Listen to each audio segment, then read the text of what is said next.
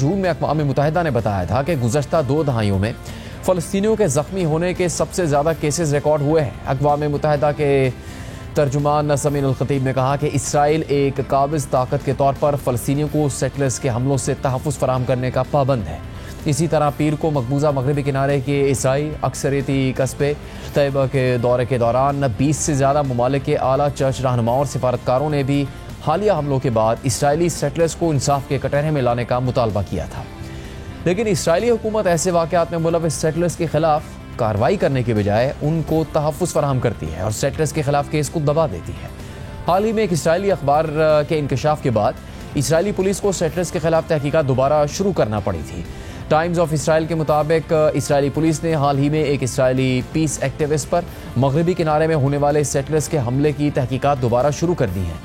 یہ اقدام اس وقت کیا گیا جب اسرائیلی اخبار ہارڈز کی ایک رپورٹ میں انکشاف ہوا کہ پولیس نے یہ کیس بند کر دیا تھا۔ اسرائیلی پولیس کا کہنا تھا کہ وہ حملہ آوروں کی شناخت کرنے میں ناکام رہی، حالانکہ متاثرہ شخص نے قانون نافذ کرنے والے اداروں کو کافی ثبوت فراہم کیے تھے، جن میں ایک حملہ آور کا نام بھی شامل تھا۔ یہ واقعہ ظاہر کرتا ہے کہ اسرائیلی سیٹلرز کے تشدد کی تحقیقات میں اسرائیلی قانون نافذ کرنے والے ادارے سنجیدگی کا مظاہرہ نہیں کر رہے۔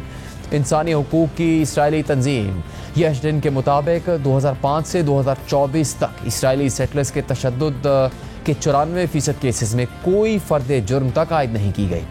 رپورٹ میں مزید لکھا ہے کہ اسرائیلی پولیس کے ویسٹ بینک ڈویژن کے سربراہ کے خلاف اس وقت تحقیقات کی جا رہی ہیں۔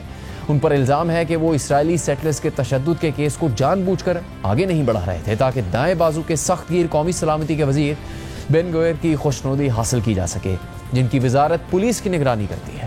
اگرچہ اس کمانڈر کو ابتدائی طور پر اس کے عہدے سے ہٹا دیا گیا تھا، لیکن گزشتہ ماہ اسرائیل کے پولیس کمشنر نے حکم دیا کہ اسے دوبارہ کام پر واپس آنے دیا جائے۔ ہارڈز کی رپورٹ میں جب اس بات کا انکشاف ہوا کہ پولیس نے تحقیقات بند کر دی تھی، تو اس کے بعد پولیس نے اخبار کو اطلاع دی کہ انہوں نے کیس دوبارہ کھولنے کا فیصلہ کر لیا ہے تاکہ مشتبہ افراد کو تلاش کیا جا سکے اور ان کے خلاف قانونی کارروائی کی جا سکے۔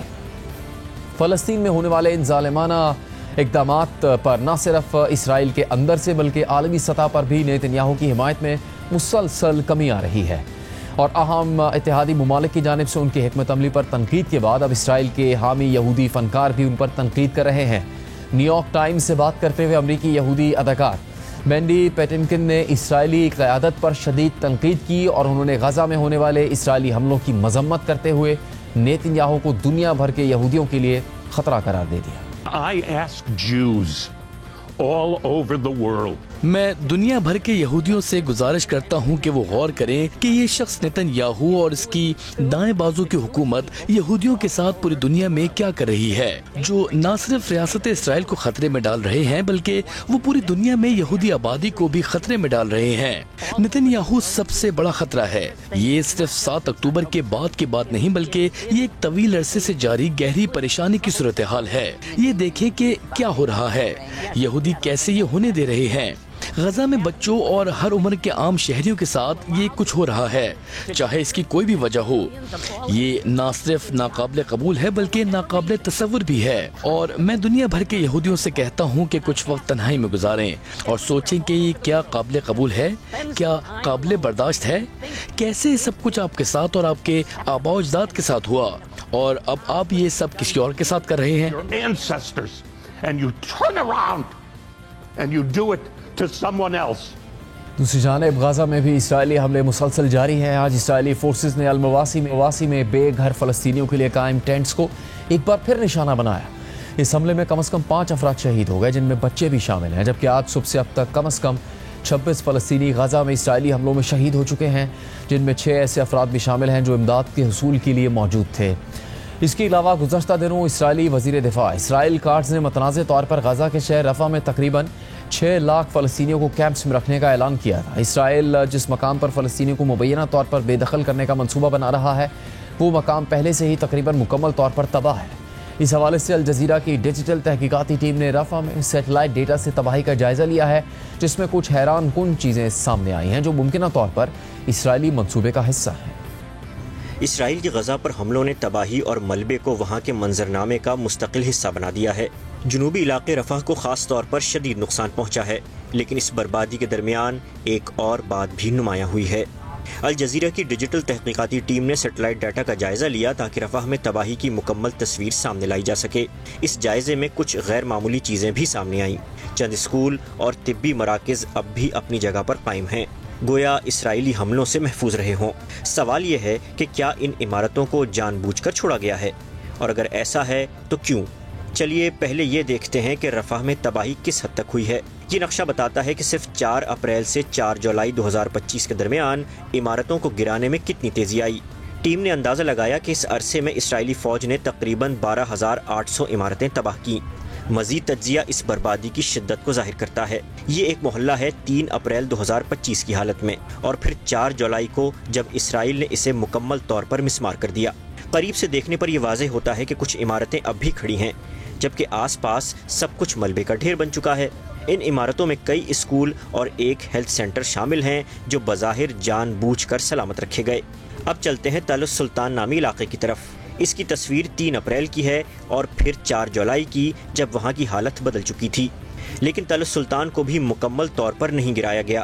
قریب سے دیکھنے پر معلوم ہوتا ہے کہ وہاں اب بھی 2 اسکول اور ایک طبی مرکز سلامت ہے۔ ٹیم نے رفح میں 39 اسکولوں، 1 یونیورسٹی اور 8 طبی مراکز کی شناخت کی ہے جو اب بھی قائم ہیں۔ جنگ کے آغاز سے ہی غزہ کے اسکولوں اور طبی مراکز کو ہنگامی پناہ گاہوں میں تبدیل کر دیا گیا تھا، جہاں بے گھر فلسطینیوں کو رکھا جا رہا ہے۔ اقوام متحدہ کی رپورٹ کے مطابق ہر ایسی پناہ گاہ میں اوسطاً 12,000 سے زائد افراد مقیم ہیں، جو ان کی گنجائش سے کہیں زیادہ ہے۔ اس کا مطلب یہ ہے کہ وہ 40 تعلیمی ادارے جن کی نشاندہی کی گئی، مجموعی طور پر تقریباً 5 لاکھ فلسطینیوں کو پناہ دینے کی صلاحیت رکھتے ہیں۔ اگرچہ ابھی یہ واضح نہیں ہے کہ رفح کی یہ عمارتیں کیوں محفوظ ہیں، لیکن کچھ شواہد بتاتے ہیں کہ شاید انہیں مستقبل میں استعمال کے لیے بچایا گیا ہو۔ ممکن ہے کہ یہ عمارتیں کسی نئی آباد کاری یا منتقلی کے منصوبے کا حصہ ہوں۔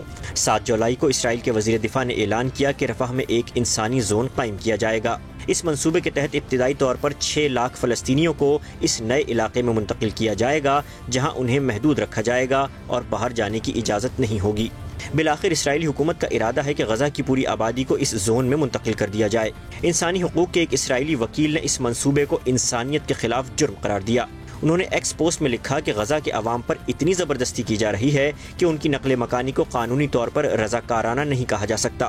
اسرائیلی وزیر دفاع کے اس اعلان سے پہلے 7 جولائی کو ہی خبر رساں ادارے رائٹرز نے ایک رپورٹ دی تھی، جس میں غزہ میں بڑے پیمانے پر کیمپ بنانے کی تجویز کا ذکر تھا۔ یہ منصوبہ GHF نامی ایک امریکی و اسرائیلی حمایت یافتہ تنظیم سے جوڑا گیا۔ اگرچہ GHF نے اس تجویز سے لا تعلقی ظاہر کی، لیکن رائٹرز نے ایک دستاویز دیکھی ہے جس کے سرورق پر اسی تنظیم کا نام موجود ہے۔ اس پوری جنگ کے دوران اسرائیل مسلسل یہ دعویٰ کرتا رہا ہے کہ فلسطینیوں کو زبردستی بے دخل کرنا اس کا مقصد نہیں ہے۔ تاہم سیٹلائٹ تصاویر اور ان مخصوص عمارتوں کا محفوظ رہنا اس بیانیے پر سوال اٹھاتا ہے۔ یہ سب ایک منظم حکمت عملی کی طرف اشارہ کرتے ہیں، جس سے اسرائیلی فوج کے اصل ارادوں پر سنجیدہ سوالات اٹھتے ہیں۔